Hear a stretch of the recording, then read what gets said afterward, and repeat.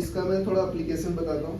जैसे देखो, अगर आपको रिएक्शन दिया है A प्लस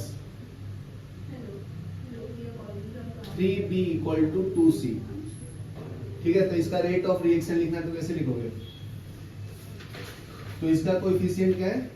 1। कंपेयर कर लो, A of A plus B of B is equal to C of C plus D of D से कंपेयर कर लो इक्वेशन 1 एंड 2 को। कंपेयरिंग 1 एंड 2 क्या मिलेगा बताओ? तो स्मॉल a का वैल्यू कितना है? 1 है ना, और a का तो यही है, b का b है, तो स्मॉल b का वैल्यू कितना है? 3, और स्मॉल c का वैल्यू कितना है? 2। तो रेट ऑफ रिएक्शन का फॉर्मूला क्या है? r equal to minus D A upon A D T is equal to minus D B, ये कॉन्सेंट्रेशन फॉर्म स्क्वायर फॉर्म में लिखते हैं, ठीक है, upon B D T is equal to plus D C upon C D T is equal to plus D D upon D D T. यहाँ तक clear है?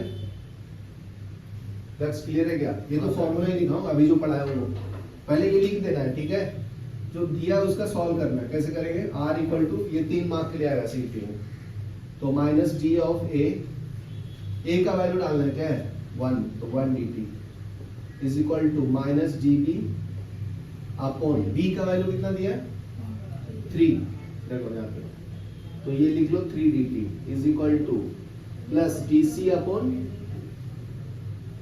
c का वैल्यू कितना दिया है? 2, तो ये आपस में वैल्यू सेम आएगा। d का तो कुछ वैल्यू नहीं दिया ना, तो यहाँ पे d 0 है, तो इसको लिखने की जरूरत नहीं है, अपना आंसर इधर करेंगे, ठीक है। तो मैं रिएक्शन फॉर्म में बताता हूँ तो ज्यादा विजुअलाइज होगा। जैसे देखो, नाइट्रोजन गैस और हाइड्रोजन गैस मिलकर देता है एमोनिया। बैलेंस कर लेता हूं मैं, ये 2 नाइट्रोजन तो 2 नाइट्रोजन हो गया, हाइड्रोजन 3 इंटू 2 6 हो गया, ठीक है, तो यहाँ पे 3 इंटू 2 लिखूंगा, 6 हो जाएगा। यार क्लियर है?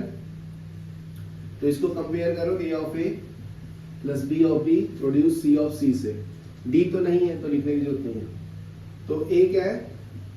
1, कैपिटल A क्या है? N2, B कितना है? 3, और कैपिटल B क्या है?